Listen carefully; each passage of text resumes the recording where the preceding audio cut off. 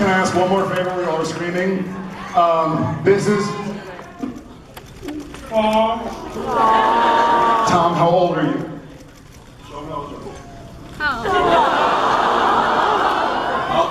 I'll imitate Tom. Will you all do me a huge favor and help me sing Happy Birthday to my 4-year-old? His name is Tom. 1, 2... Oh yeah. I love you.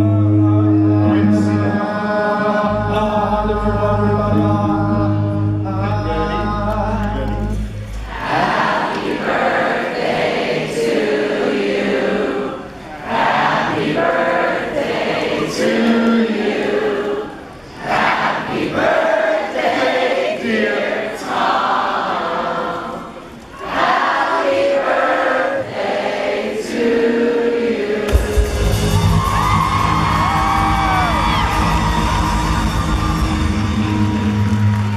Thank you guys so much. Alright, somebody take these. What do I do with them? Tom, you get candy. Wait. Oh yeah. That's it, Sorry. everybody. Thank you. Thank you guys.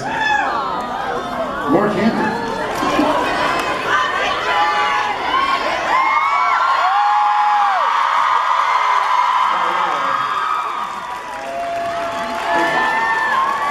I'll just give you Tom over the hotel staff. Yeah.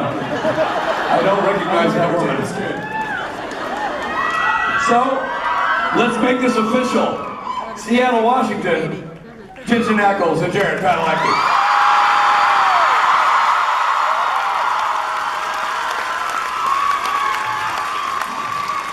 It's hot up here. Yeah, it is warm. Well, especially when you're carrying around children. Yeah. Don't want Jared, but... Ladies and gentlemen, Loud and Swain. Loud and Swain. You know, you're in Tim Robinson's hometown. I'm warning you. It's a Tim-friendly house. This is... well, that changes everything. I know. There goes your whole Tim bit. You're rubbish. You know what? We are also at Tom Padalecki and Chip Padalecki. See, if he was Canadian, he would know that Tim bit is a bit. They were both born here. Yeah. In fact, our midwife is here, Sally, who helped deliver him safely. So thank you, Sally. Thank you, Sally. Good catch, Sally. Good catch. Spike in the end zone. That was. Yeah. Thanks, Robert. Richie. Hi, guys. We can sort of see heads and faces, so I want to ask my favorite question. Who is a first-timer? Okay, so far so good. Who's had an awful time? I heard two. Clippy, get him out of here.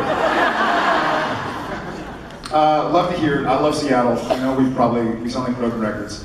But my kids were both born here, and my wife and I, who's also here, love the city.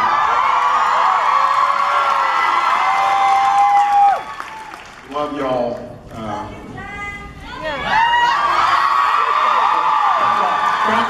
Back off.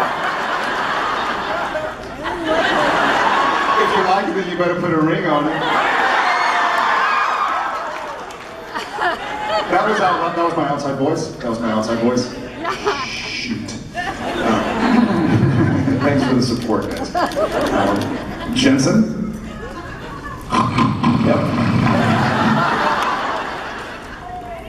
Yep, good to be here.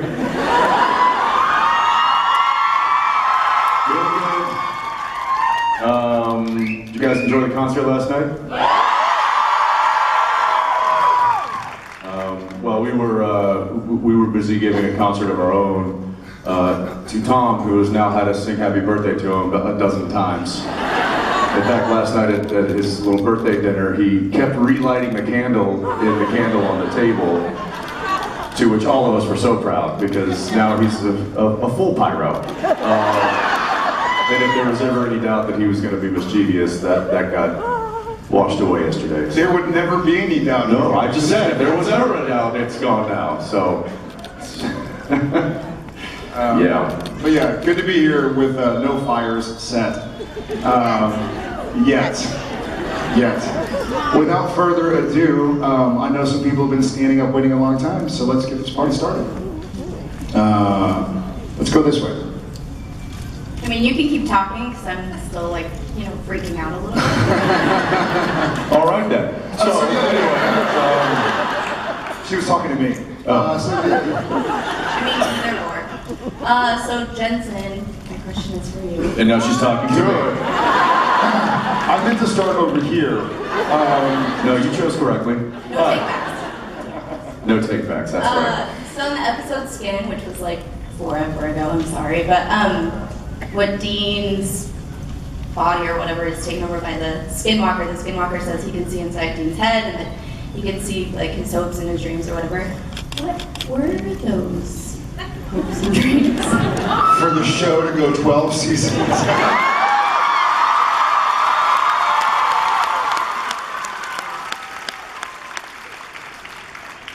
Next question. Who knows? I don't know. What were your hopes and dreams 11 years ago? Exactly. To be right here. To be right here, right now. Talking with you. Well, then, you know what? Well, I guess we share the same hopes and dreams. So there you go. Perfect. Yeah. What was your name? Annalise. Annalise, thank Yeah. you. Thank you. Thanks, Annalise.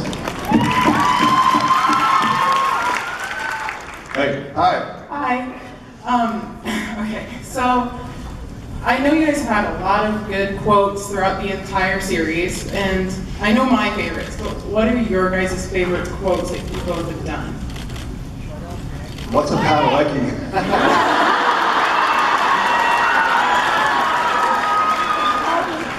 Are you married fake Ruby?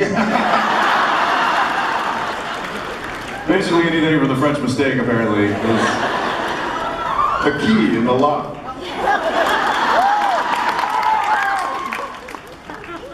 Family don't end in blood is obviously a pretty awesome one. yeah, there were a lot of real, a lot of good ones in the pilot, and I think that needed to be because that really set the tone of what the show would become. So the driver fixing music, shotgun.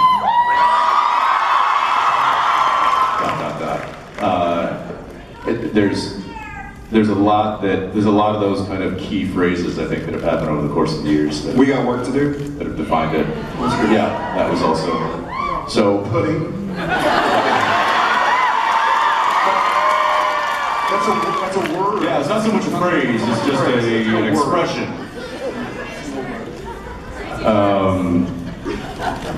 Oh, what's the other one? Monsters I get, humans are crazy.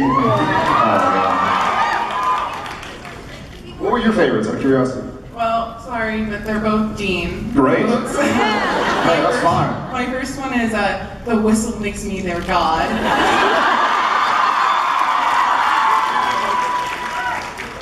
And the other one was, don't you dare think there is anything past or present that I would put in front of you.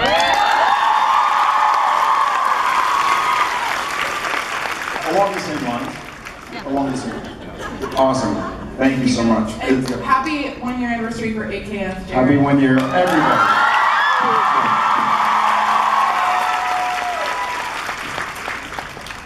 Hi. I just wanted to know if you were going to have any more kids. And possibly, maybe Ask my wife, she's over there. We're the wrong people to ask in this scenario.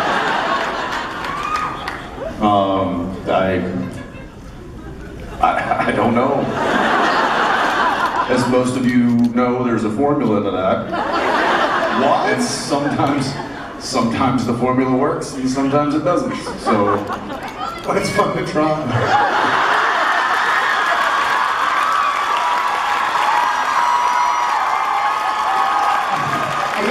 isn't math fun? I just love math. I started saying that with a full breath of air, and so it was just going to come out no matter what. I couldn't stop it. Like, the train was. What was coming out? Nothing. Is that Chef yelling? Yes. He's yelling no. I'm I'm the baby of this family. Feel you, Chef. I got you, buddy. I would love, despite them getting stage fright, which by the way was the highlight of my weekend, knowing that my children don't want to be on stage. So Just yet. Wait till you get home tonight. Tom's like, I want to do that again. in front of Can we watch cameras. the video? Or no, I'd love to have some more.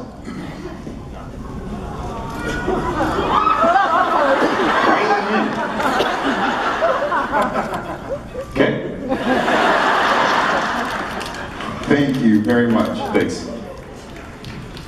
Hi. Wow, okay. My first question involves throwing you under the bus, Jared.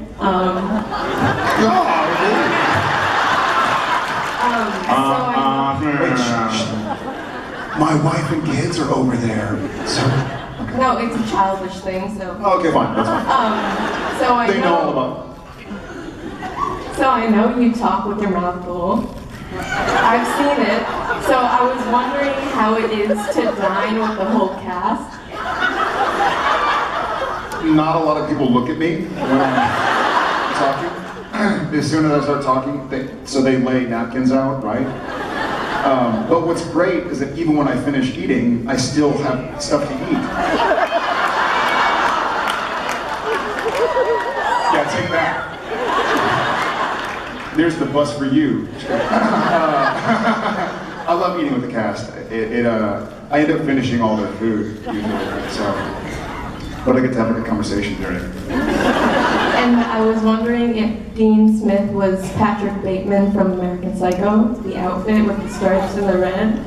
Did you get that? Was that from American Psycho?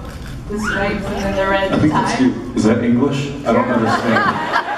American Psycho, Christian Bale? Yes. That was the body switch episode? No, what was that? No.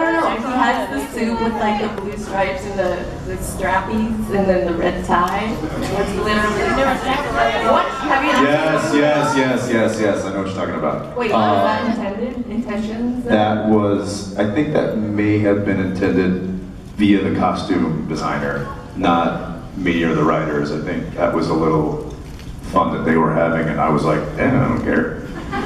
Listen, I show up to work and whatever's hanging in my trailer, I put it on. Sometimes that's not a good thing. Yeah, I'm like, man, these red shorts are.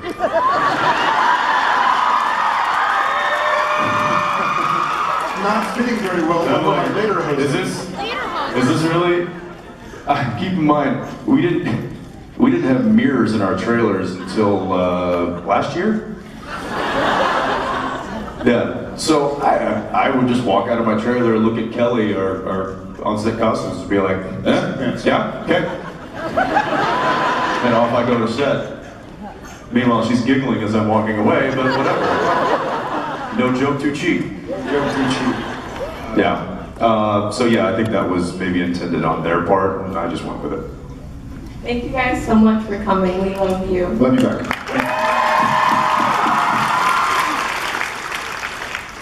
Hey guys, I was wondering if you could tell us anything about having Rob Benedict back on set. Awful.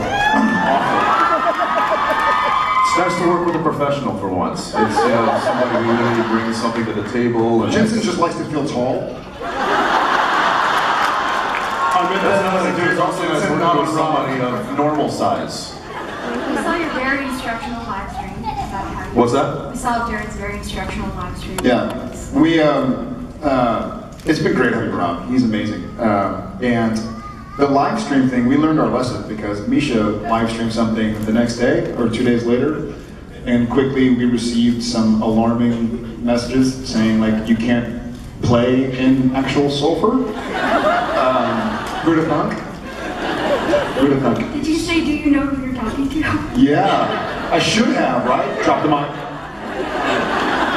I did not say that, but we erased it. It's been awesome having Rob back on set. I think that's the fun thing about this show, is that we get to keep on recreating ourselves and the storyline. And even when somebody dies, we've had people come on the show and have a great time and be like, man, this is a lot of fun. Like, I'm bummed to be leaving. I'm like, well, don't worry, you're dying, so you're probably coming back.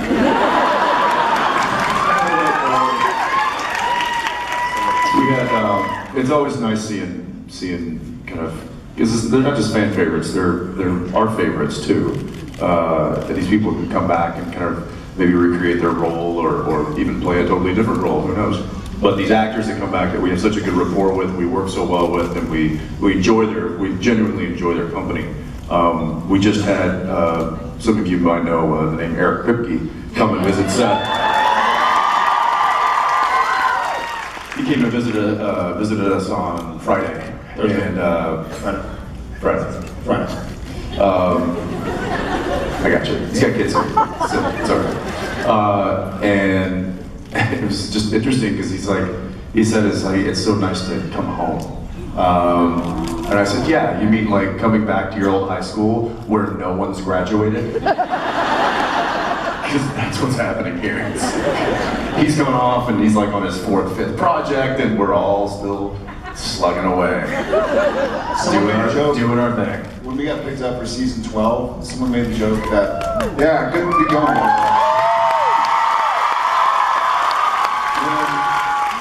When we got picked up for season 12, I think the first comment out of somebody's mouth, I don't know who it was, but they were like, for the season 12 wrap party, we all have to show up like in prom dresses, in prom suits, because it's like going to school with somebody and growing up for 12 years and it being senior year. I'm like, now it's prom time, so.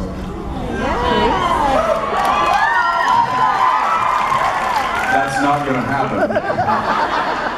Just gonna put that out there. Well, I don't, he might wear a prom dress. Unless I'm not gonna wear a prom dress. Unless it's hanging in his trailer, then he just puts it on.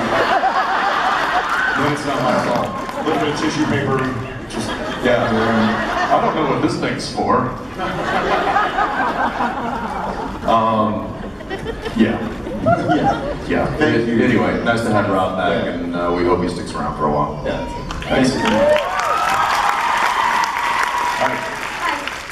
So you guys have been in some pretty great horror movies in the past. And, would you guys like to do that again, or do you have any plans to maybe get back into some of those?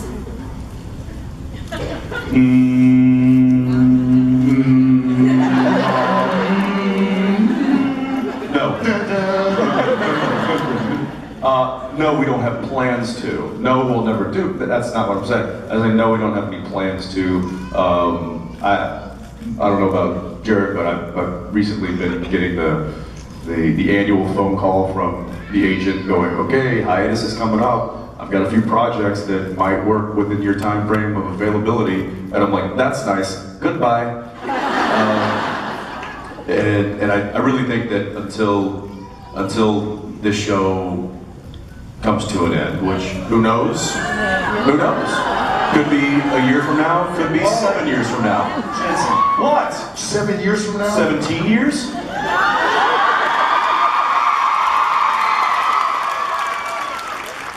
Listen, some of us are getting older and are having throat issues from the voices that we're doing on television.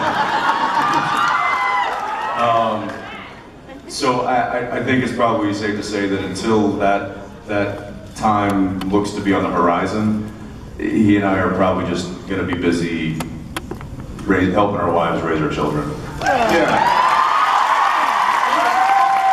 I'll mirror that. I'll say basically the same thing. He and I are both actors. We love telling stories. We love movies, watching movies, talking about scripts. We still get scripts for movies and read them and go like, hey, did you read this? Yeah, it's cool, huh? Well, it'll be fun to watch in the theaters, you know. But I think he and I both feel an intense commitment and loyalty to the Winchester brothers.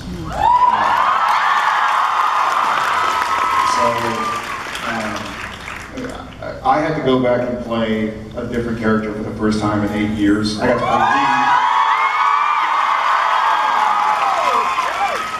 Dean. And it was weird, man. It was fun. I would have rather done it after Supernatural was over, but they were only filming for a couple months, so I had to do it during Supernatural. But I realized in playing Dean that there's only one Dean.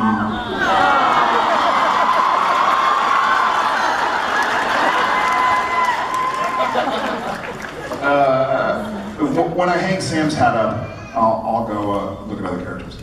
Thank you. Thank you. Thanks. Hi, there's been many AUs on the the show. I was wondering if you could direct an episode and place your characters in an AU, what would it be and why? What's an AU? Alternate universe. Duh.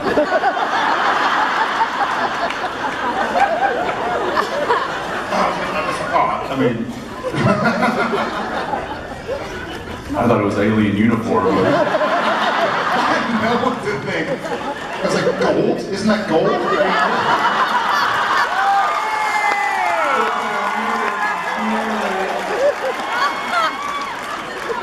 Are there really that many golds? I saw like a couple science majors go like, yeah! I would love to place myself in an AU that involves Sam taking over somebody else's body, because that means that Jared's body gets to be in Austin vacationing. Boring.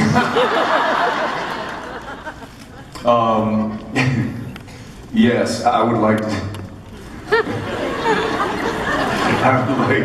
I would like the alternate universe of a retiree in Maui. You know what, also I will say this, and I just saw a t-shirt today, so this is helping me answer. I'm bummed that since season 4, so 5, 6, 7, 8, 9, 10, so in 7 years, we haven't done another black and white episode. I thought it was so awesome, and I hope we get to do that again. Who? Alright, Someone's trying to FaceTime me, I don't know who they are. But I was going to answer. So yeah, I would say a black and white episode. Thank you so much. Then we can do a horror movie.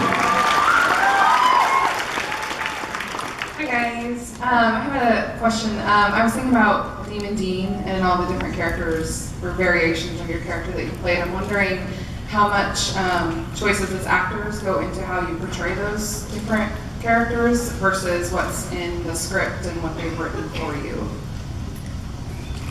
And related to Demon Dean? Or Sola Sam, or just Some of the other, kind of variation. right, the other variations.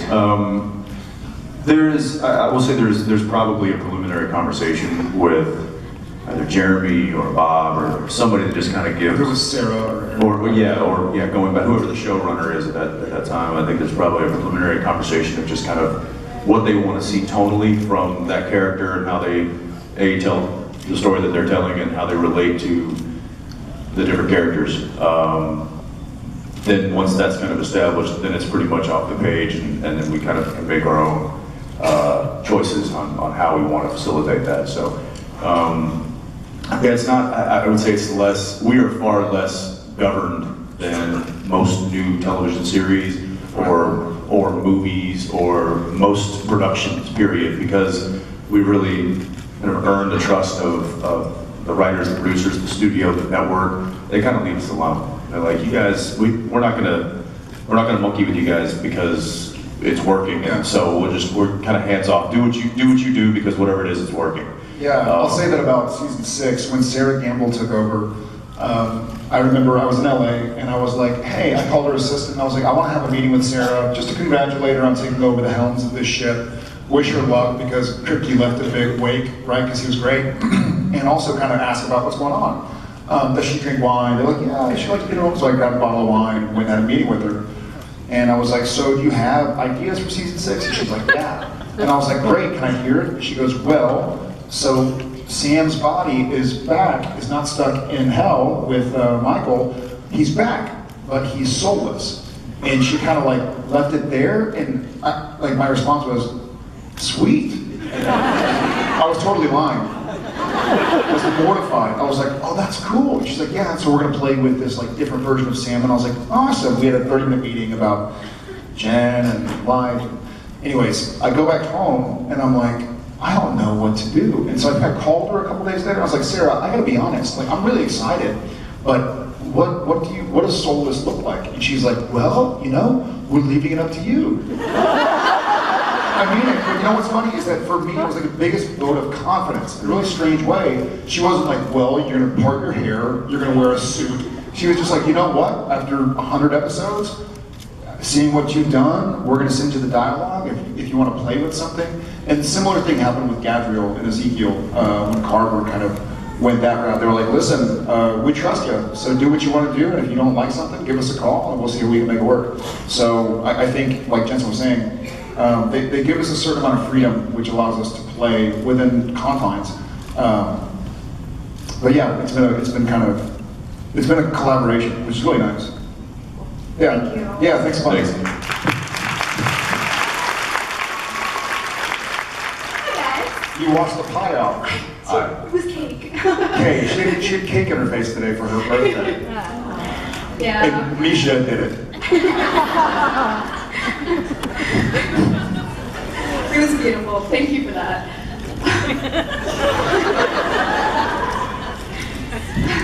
Okay, so I have like a really elaborate question, and I'm kind of live streaming, so I can't get to it. So I'm going to try to come up with what I remember from it. So, okay, so in the past we've seen sort of Dean have external like conflicts with people, mostly. And recently in season 10 and season 11, we've seen him turn into like more internal, this, like his interactions with himself, he feels this, like the darkness is having this effect on him that he is scared of and he doesn't know what this is. And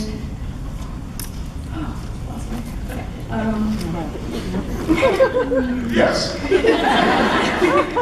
And what's it like from an acting perspective to kind of switch from that external sort of gestures and movements and like acting to more internalized ones? It's easy, I don't have to do as much. I can just phone it in. It's you know, it's interesting. It's an interesting observation in regards to kind of this season's Dean, because I guess it is. There is kind of an internal struggle, but I think it's less of an internal struggle than what he was going through the past two to three seasons. I think it's been more. In fact, I was talking about this in the meet and greet. The fact that Dean is able to share with his brother his insecurities is, I think, something that's we haven't seen a lot of. The fact that Dean's able to admit that he can't control whatever this connection that he has to Amara and darkness, and he's asking his brother to help. That's not something that we generally see from Dean's character. He generally internalizes that and just tries to figure it out and solve it on his own. So I think the fact that he is being more emotionally available or putting himself out there more emotionally this season is part of the reason I think why the brothers' bond has strengthened this year.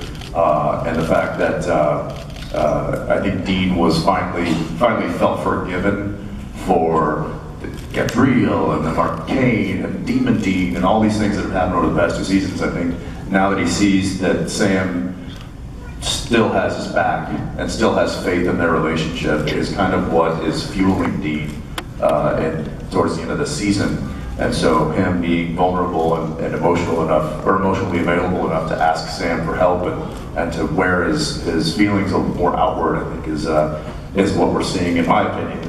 I'm not portraying that, but that's my fault, and I apologize.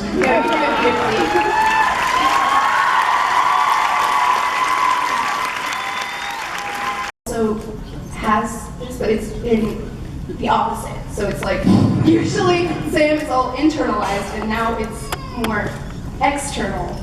So you can't have two emotionally wrecked people. One's got to be the pillar of strength. It'd be like this. If we were both internal, it'd be like, action. Yeah, me too. I'm great too. It's just, I gotta talk about my feelings. I gotta talk about mine. I really need to know. I have more feelings. No, I have more feelings. Okay, listen to me. Why are you so emotionally shut off from me? Listen, I'm trying to share with you.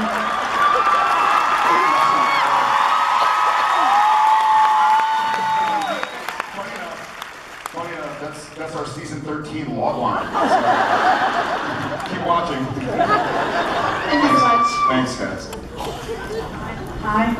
I love you, and thank you. I was wondering. She was talking to me. Yeah.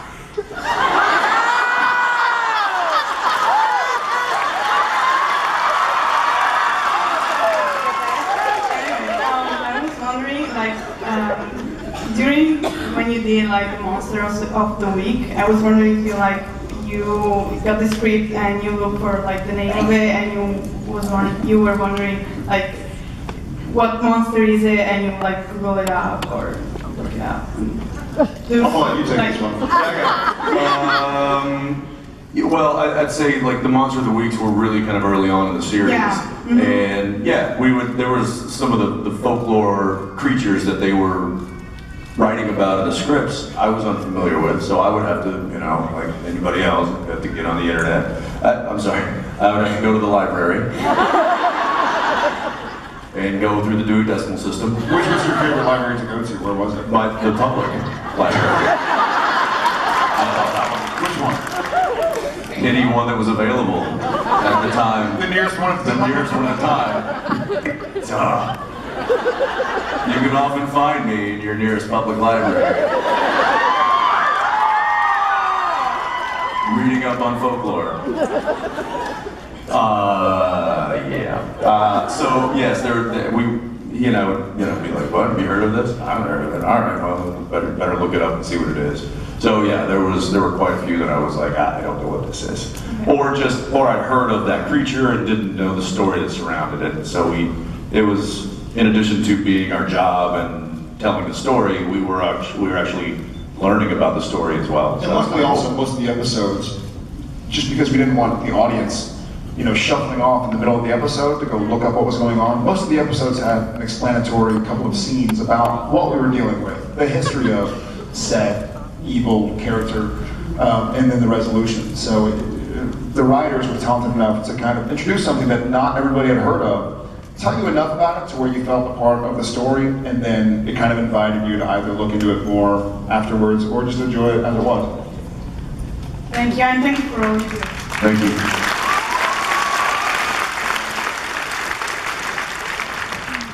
Hi, so first off, I actually just had my birthday yesterday, same as Tom. It was my 21st birthday. Happy birthday! Thank you. Happy birthday. And Did you hear that, Tom? Same birthday, kiddo.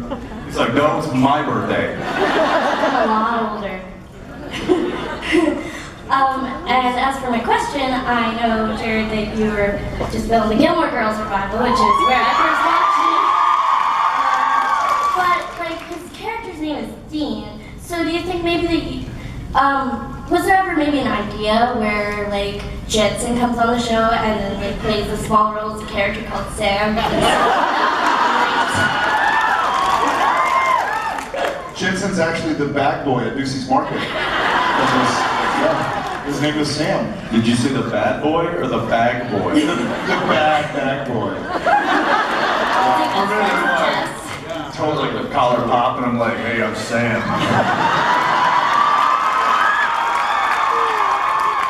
I'll be bagging your groceries. I'll be bagging your groceries. Hang on.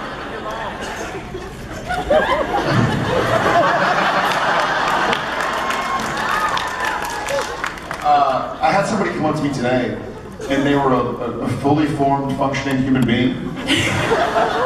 And they said to me, and I quote, "I've been watching you since I was 5 on Gilmore Girls." And I was like, "Oh, you have gray hair now." They're 37 now. It's been a fun run. It'll be a fun show. Thank you so much. Thank you so much. I love you guys so much. Thanks. Best birthday ever. Yes. Hi. First off, I want to say I love you so much and thank you for coming. My question was, by far, what was your favorite season to record ever? Supernatural. Mine's I gotta go with 4. Smart move, Jared. Smart move. The season I met my wonderful wife.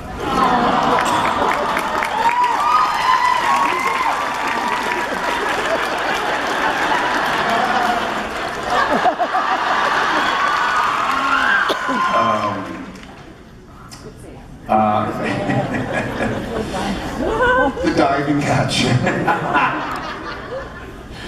Oh dear. I too liked 4 quite a bit. I thought there were some really strong episodes. Because you met somebody who wrangled you in. That's fair. No, I don't know.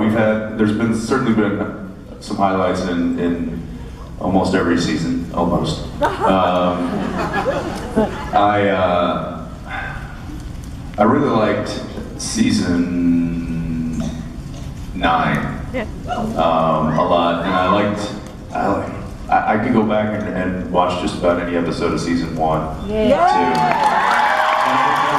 that really set the tone of the show, and that kind of set us off on this wild and crazy ride that has been Supernatural. So I'm going to do something totally impromptu. I'm going to look to my left and ask what my partner's favorite part was, or first thing to come to mind of each season 1 through 10. Season 1, what's the first thing that comes to your mind? Bugs. Car accident. Season 2, what's the first thing that comes to your mind? I don't remember season 2.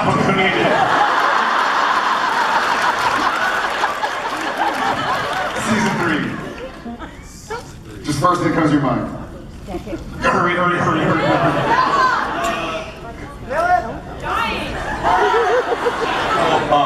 The hanging by the hooks at the very end. Oh yeah, I was going to say writer strikes or mystery spot. Oh yeah. Season 4. Season 4, the end. Jen. Season 5. Season 5, Swan Song. Ricky Levis. Yeah. Season 6. No, I don't remember anything from season 6. French Mistake. Yeah. Season 7. It was the season after 6. A lot of dick jokes, death's doors. Yes, the Leviathans. Season 8. Still Leviathans. What? What, really?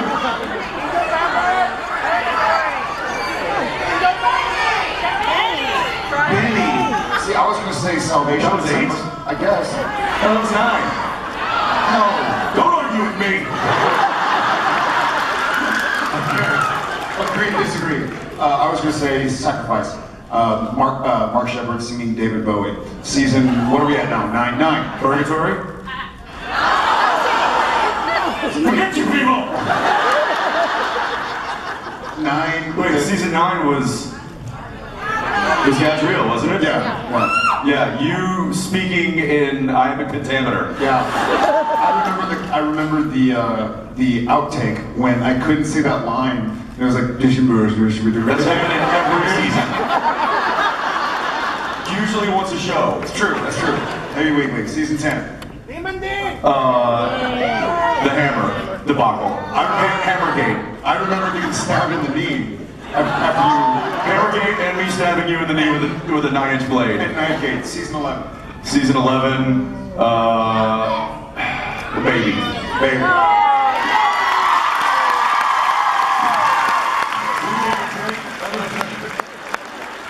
I think the upshot of that conversation is, are we sure season 2 happened? I think we skipped 2 and went right into 3. Oh wait, I remember 2. Women. Ruby and Bella. The original? Yes. Again, did season 2 happen?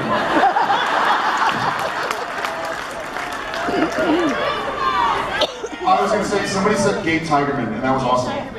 Bad Day at Black Rock, was that 2? It was 3? Season 2, All Hell Breaks Loose? All Hell Breaks Loose. That's what all this. Joe. You getting stabbed in the back by Aldous. Yeah. And had the scene building the apocalypse on stage. You dead on the bed in the scene where I had to say, I'm sorry, like Dean had to say, I'm sorry, you had to hold your breath. And I took as long as I could because I wanted to see if I could get you past that. I always knew you were building it. Yep. Oh, yeah, buddy. I told Kim Manners, I'm like, listen, just let it roll. Let it roll, because it is 3 o'clock, time for milking.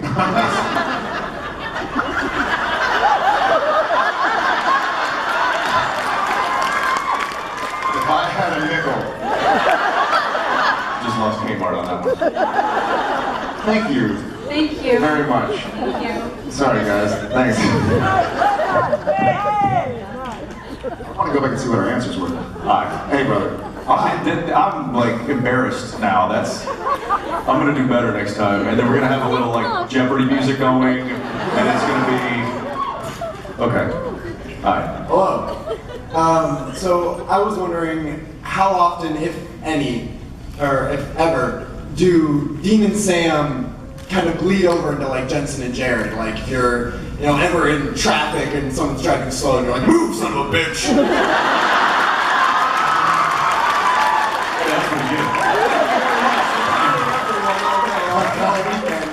Well, just last night, we went to Tom's birthday party, and I ordered a steak, and it was a little dry. I was like, Jensen, salt! Gun! Salt? Gun? Salt?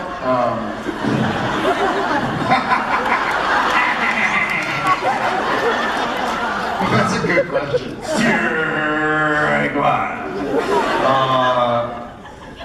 I would say it's probably more likely for Jensen and Jared to cross over to Dean and Sam than it would be the opposite. But there have been times. I think I've said this once before that there's sometimes when I get called out by my wife. She's like, "Don't talk like Dean. Don't use that voice up in here." And then there's other times where she's like, "Do it like Dean."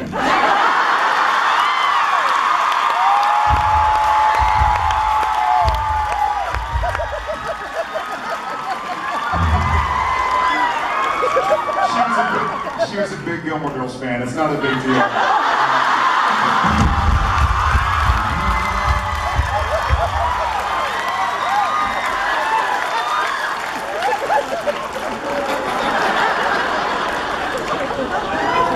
We don't talk about it a lot, guys. Jen is over there texting Daniil going, we need to think about an out. We married idiots. Thanks, man. Thank you very much. I love you guys. That's a good brother. My question's gonna be it might be a little bit confusing. So I know when I first saw you guys. Complacent? Confusing. Sorry. Yeah. I was a little bit baffled and like shocked by, well, not shocked, but like amazed by you guys. And I know many of the rest of us were. And my question for you guys was like, who is somebody like, when you first saw them, who baffled you or who like amazed you?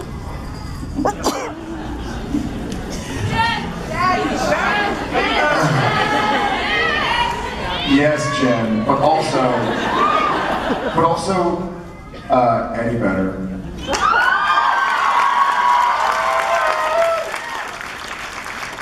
It was sort of that like, and even Mike McCready. I think we went to a Pearl Jam concert in Vancouver years ago, and one of the tour managers was a fan of Supernatural. She was like, "Hey, if you want passes to the green room, come on in. I'd love to meet the guys." We're like, "Oh yeah!" And so we go to the green room, and I walk in, and it's like me and Jen, you and D, right? And Jen, all of a sudden, out of nowhere, Jen is like, "What?" And looking at me, and I'm like, "What do you mean what?" And she's like, "You're squeezing the crap out of my hand." And I was like, "Oh, sorry," because like Mike McCready was a couple feet away, and I was like, and she's like, What? And I was like, "I didn't say anything. I'm looking at Mike McCready. Quit talking to me." And then I was like, "Oh man, I always hoped I wouldn't act like that." Like, I totally nerded out. Totally. And that wasn't the last time. Yeah, he fanboyed like hardcore. I don't know. I tend to like just avoid. If I see somebody and I'm like, "Oh wow, that's so and so," like, and I'm leaving.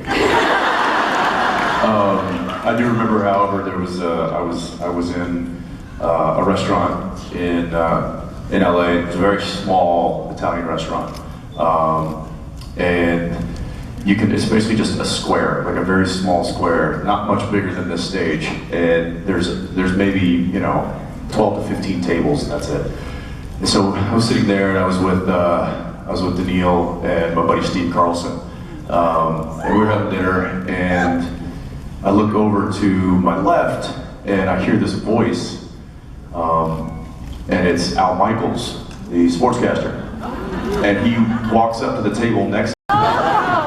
And so I'm like, oh my gosh, that's Al Michaels and Don Rickles. They're like within arm's reach. And then I look straight ahead of me and there's Chelsea Handler. And I had just been on her show. So she comes over and starts talking to me and I'm like, and right about that time, Denzel Washington and Lenny Kravitz walk in. And I'm not kidding, I mean, they're like having to like squeeze by the excuse me, pardon me, excuse me. And,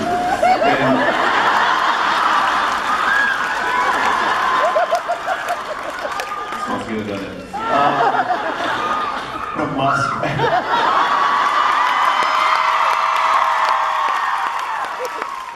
Hashtag blame the musk. And so, yeah, then Denzel and Kravitz walk by, and then they start talking to Don Rickles and Al Michaels, and at this point, I'm like urinating underneath the table in excitement, and which is not unusual. It's not really unusual.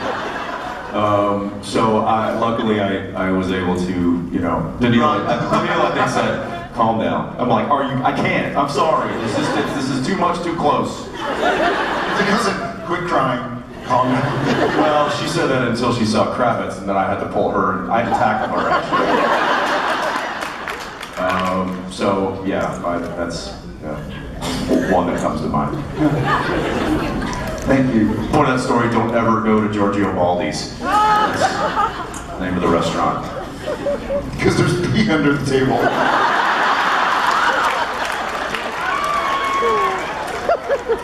And then at one point, I look over and Denzel and Lenny are having dinner together, and Lenny has like one of those actual phones that you plug into your iPhone, but it looks like an actual phone.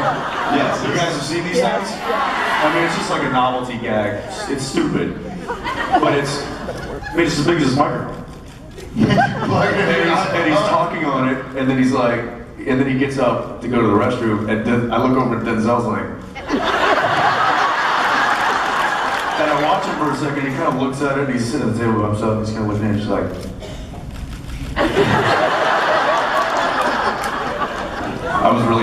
I caught that little moment, I was happy about it. But that's like a 20-second long moment. Did you turn away? No, I was like this.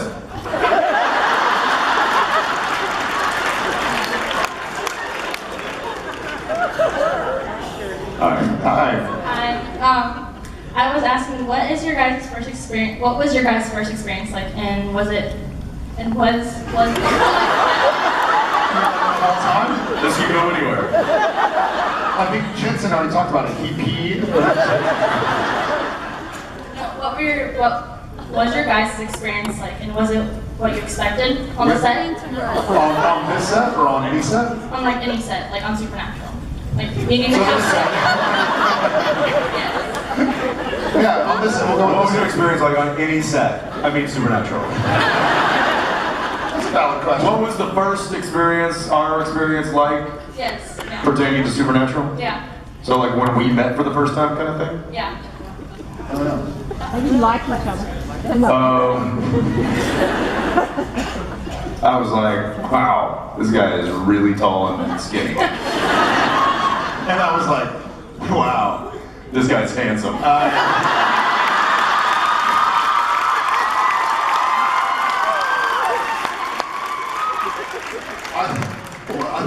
Maybe I didn't read the script right. I thought I was supposed to have a brother.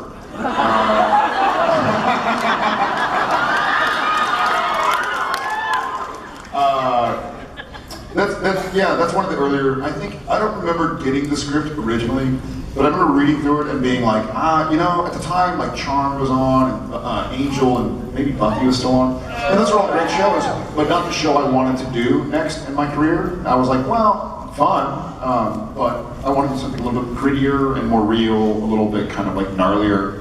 And they were like, no, listen, this is not going to be a show about like the goofy aspects of science fiction. It's going to be kind of gritty like X-Files. I was like, all right, well, send it to me, let me read it. And I read it and I was like, this kicks ass. Like we should definitely go after this.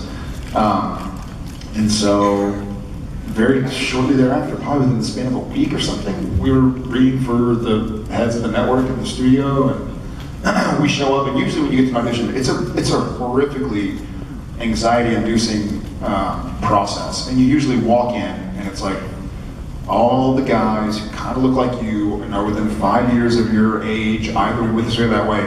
A lot of them have a lot more experience, and they're all talking about like this role they just did or that thing they. It's a mortifying, just really dehumanizing experience.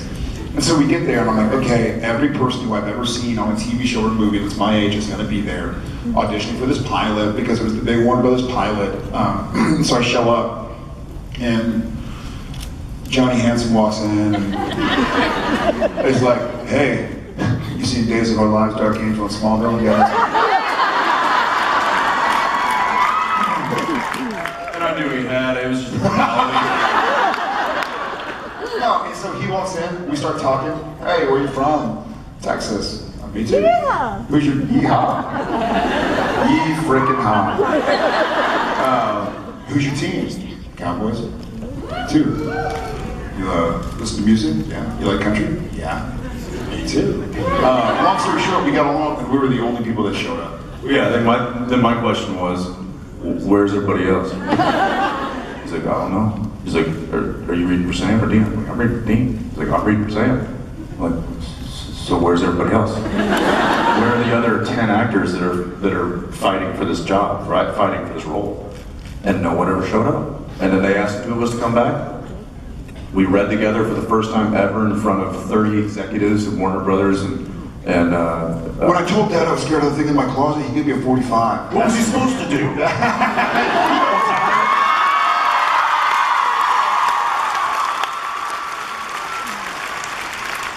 In actuality, it was, what was he supposed to do? He gave me 45. Thank you. Oh, yes, thank you.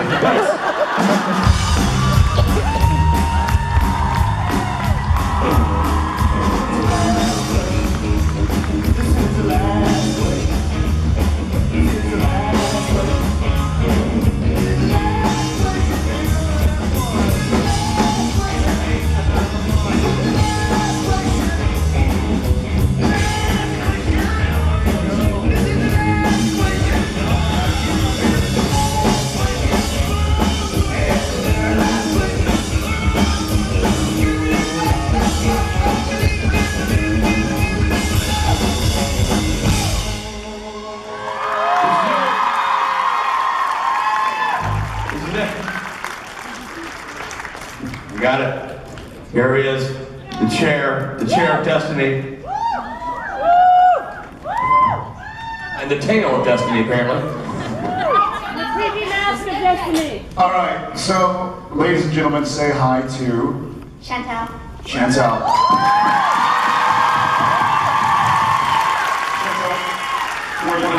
Oh, yes, where are you from first? Let's get the pleasantries out of the way.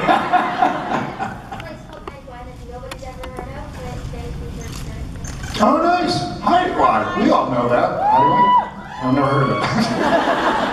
Nobody has. Vacation places. Right on. We'll say hi to your SBN family out there. Now, Chantal, what is your question? Okay, my question is, if you guys were to, it's a really hard question, it's really hard. Now my head is,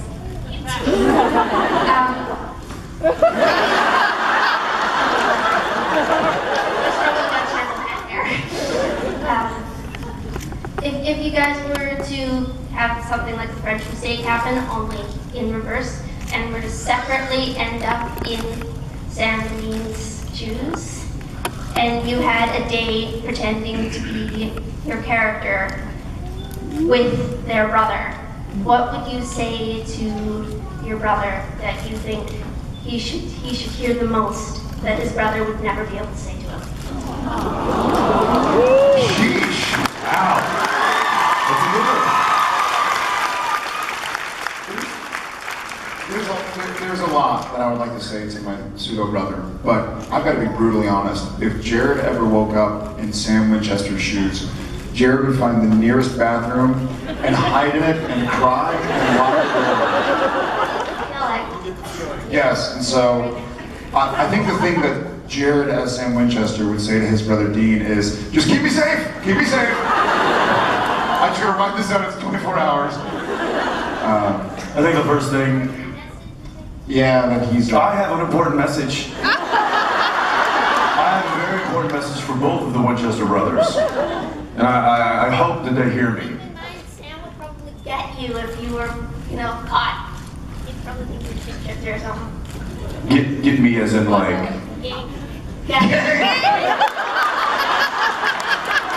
Listen, this isn't a big thing, it's just a very small thing, but it's just a tiny suggestion that I, Jensen, would have for the Winchester brothers. And that is, use the damn grenade launcher. It's literally been there since episode 1. Or maybe they just don't have any grenades. Oh. I'm sure they do. So then Sam would say, load up on some grenades. Chantel, thank you so much. Thanks for sharing this.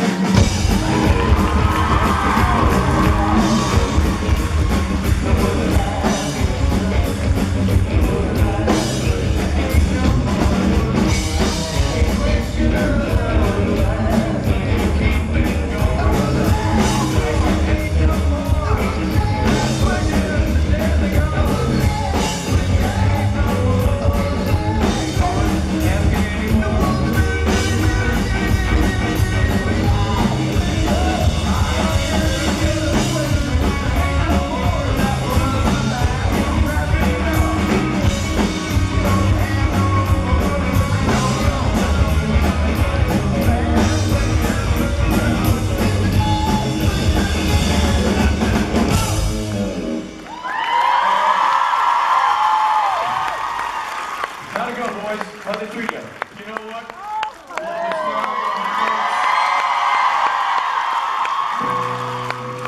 Thank you all very much for spending your Sunday afternoon with us and your weekend with us. We feel a lot of love in the room, and we hope you feel it back. So again, we hope to see you again sometime soon. Thank you again, ladies and gentlemen.